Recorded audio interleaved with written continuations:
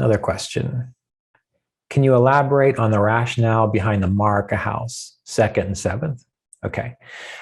So the question is, why is it that the second house and the seventh house are considered to be maraka houses or killer houses? Now, it's important to remember, and I think this often gets lost, the nuances get lost with people who like to take things literally.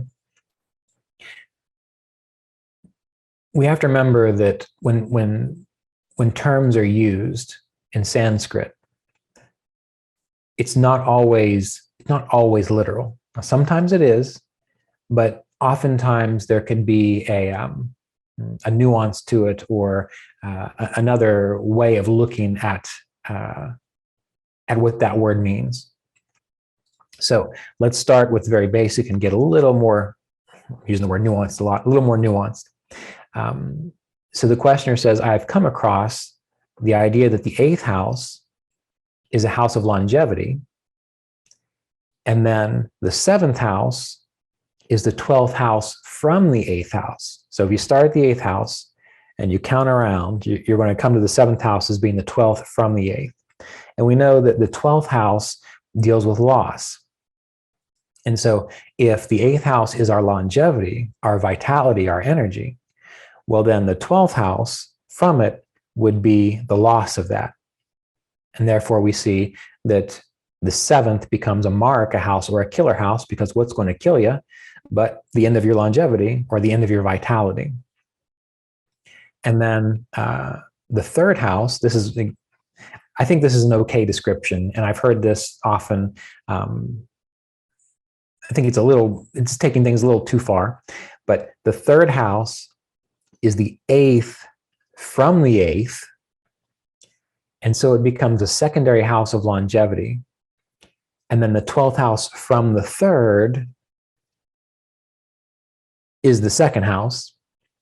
So then that also becomes an indicator for loss of longevity, loss of vitality.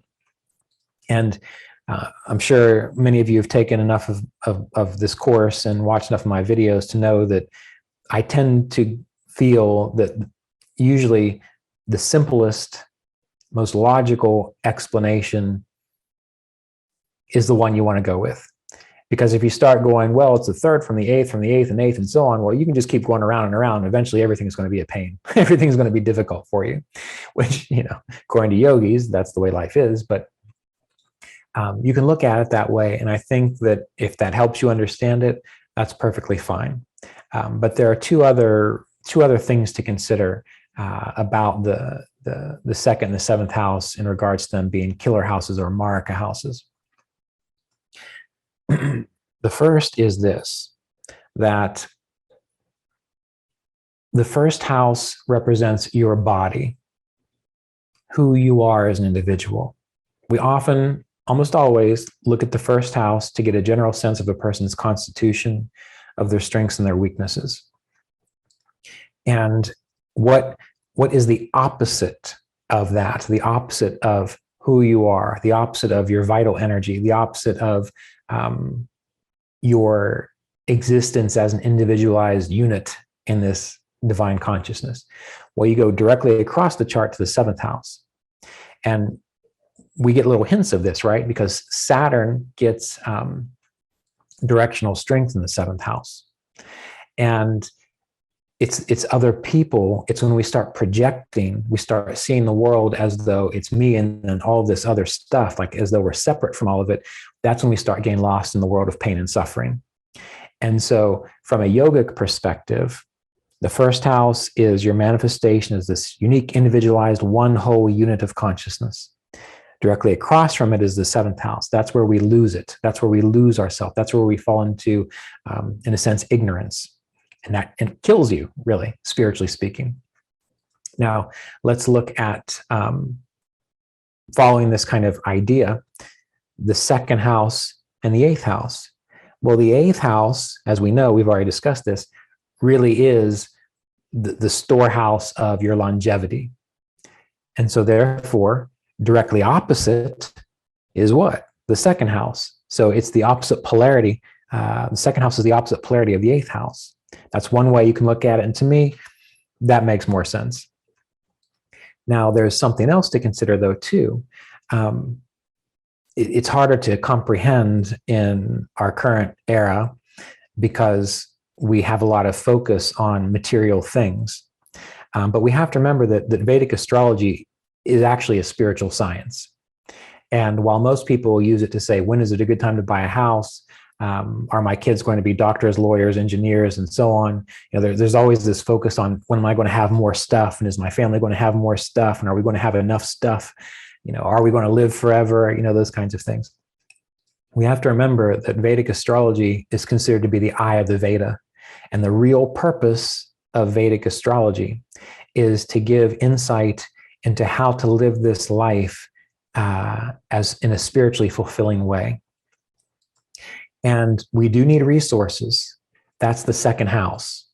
Those are, in a sense, how we accumulate resources so that we have the energy and the vitality to navigate life from a spiritual perspective. But when we put too much emphasis on material things, second house things, and that becomes more and more about what we think is important, in a sense, we die, because we are spiritual beings. We kill our spiritual understanding of things. And again, the individual I was just talking about, whose husband owns all this stuff, buildings and businesses and so on. Well, he's had cancer. Every time he goes to work, he gets violently sick with stomach issues. When he goes on vacation, he's perfectly fine. So the stress of managing more and more resources, I'm not going to say it's killing him. I hope it's not, because I like the guy. But that's an example of putting too much emphasis on second house things, which is harming the longevity. And we want the vitality and the ojas and longevity so that we can really fulfill our actual purpose, spiritual purpose in this world. So that's why the second house, and too much emphasis on the second house, is considered to be a killer house. Now, why would the seventh house be considered a killer house? Well, it comes down to that idea of projection that we just talked about. When someone is too focused on other people's ideas, other people's opinions, anything about other people, they lose their connection to source. And this is a hard one to describe and discuss, because we definitely want to care about people in the world. We want to take care of others. We want to participate in a healthy community. But how do you do that? Can you really help someone psychologically if you're just a psychological train wreck?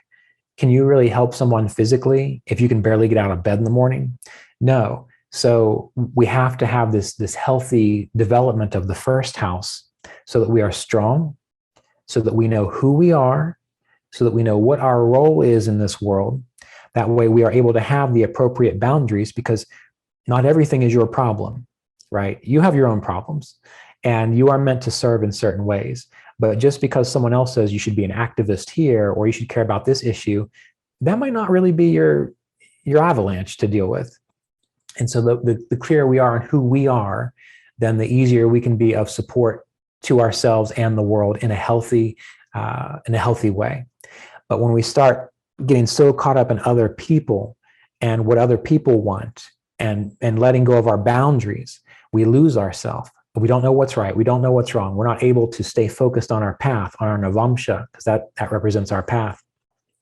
And then what happens? We die, spiritually speaking. So when we're looking at this idea of the second and the seventh house, really use whatever insight or principle that you've been taught that makes the most sense to you. And if you have to get super complicated about it, no big deal, as long as you use the idea. But these are the reasons that I typically consider the seventh and the second house to be difficult houses. Okay. Now, one more question, or actually we've got quite a few. So we're doing all right on time. That's good.